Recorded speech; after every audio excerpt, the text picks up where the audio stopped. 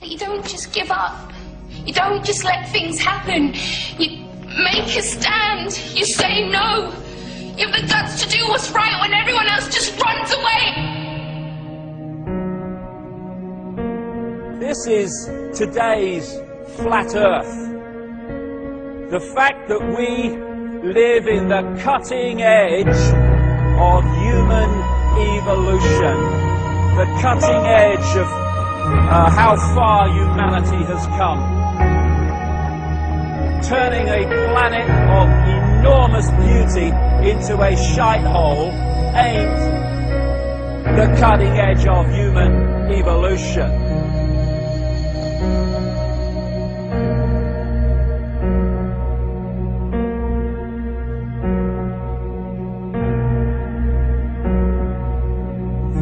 As Michael Elner said, just look at us.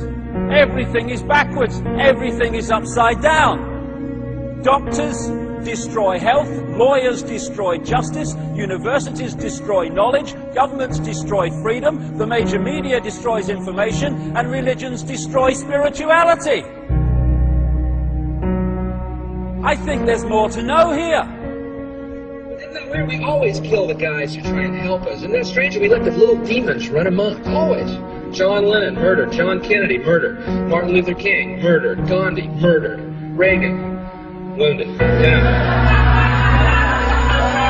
Bad fucking choice. You find that people that are in positions of apparent power, like prime ministers and presidents, are actually puppets of the real power, which doesn't put itself on public display. Why would it? I mean, does anyone really think that George W. Bush is running America? He probably couldn't tie his shoelaces, never mind run a country. I have this feeling, man, because you know there's a handful of people actually run everything. That's true. It's provable. It's not a I'm not a conspiracy nut. It's provable. Handful, very small elite run and own these corporations, which include the mainstream media. I have this feeling who's ever elected president, like Clinton was, no matter what your promises you promise on the campaign trail, blah, blah, blah, when you win, you go into this smoky room with the 12 industrialist, capitalist scumfucks who got you in there, and you're in this smoky room, and this little film screen comes down, and a big guy in a cigar, roll the film. And it's a shot of the Kennedy assassination from an angle you've never seen before. That looks suspiciously off the grassy knoll. And then the screen goes up, and the lights come up, and they go to the new president. Any questions? Just what my agenda is. First we bomb Baghdad. You got it. What I am is frustrated at watching Orwell's 1984 unfold in front of our eyes by the day, while people focus on who shot Phil Mitchell. That is frustrating, because my children and your children, frankly, are going to have to live, indeed, in the timescale, so are we, because we're living in it now, when the most basics of freedoms are being taken away. The average man and woman is in a trance. They get home from work, they don't even talk to their children. They turn the television on, and they let those corporate messages set the agenda in their lives. All you ever hear about in this country is our differences. That's all the media and the politicians are ever talking about, the things that separate us, things that make us different from one another. That's the way the ruling class operates in any society. They try to divide the rest of the people. They keep the lower and the middle classes fighting with each other so that they, the rich, can run off with all the fucking money. Fairly simple thing, happens to work. You know, anything different, that's what they're going to talk about. Race, religion, ethnic and national background, jobs, income, education, social status, sexuality, anything you can do, keep us fighting with each other so that they can keep going to the bank.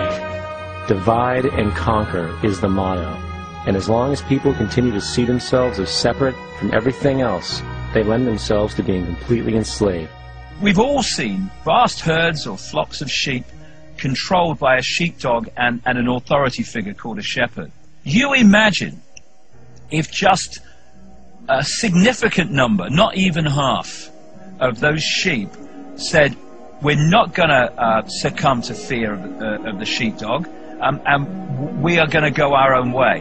And those sheep start going in their own way, they start expressing their uniqueness, and they stop acquiescing with the authority figure and succumbing to fear. Where's the power of the shepherd now? Where's the power of the sheepdog now? They have no power except in acquiescence by the mass of the sheep to the perceived power that they have. We need to start seeing humanity in these terms very, very quickly. I see these ants do great things. And year after year, they somehow manage to pick food for themselves and you. So who's the weaker species? Ants don't serve grasshoppers.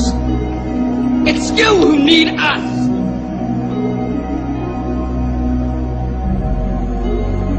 You know, when you go through all these different levels of how we are attacked mentally, emotionally, and physically to suppress us and to hold us in the box, in the bubble, that tells us something about us.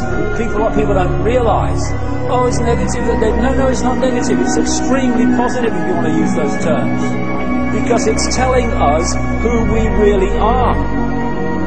The level of suppression on multi-levels, in multi-ways, that they've had to go to and continue to go to hold us in servitude shows the potential of genius and magnificence that we really are.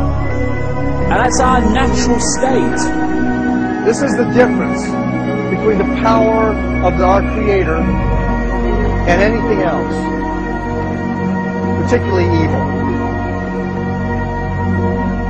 That you can go into a pitch black room full of evil, full of darkness, and light a little candle, and instantly that darkness flees.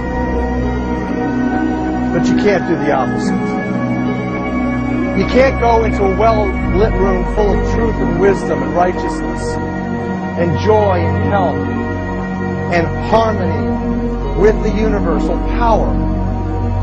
And you can't take any amount of darkness and go into that well-lit room and have any effect whatsoever. That is the metaphor which I frequently think of when I think that I'm not empowered. It is the greatest lesson for me, and I think for everybody else, to know that we're on the winning side and that we're winning.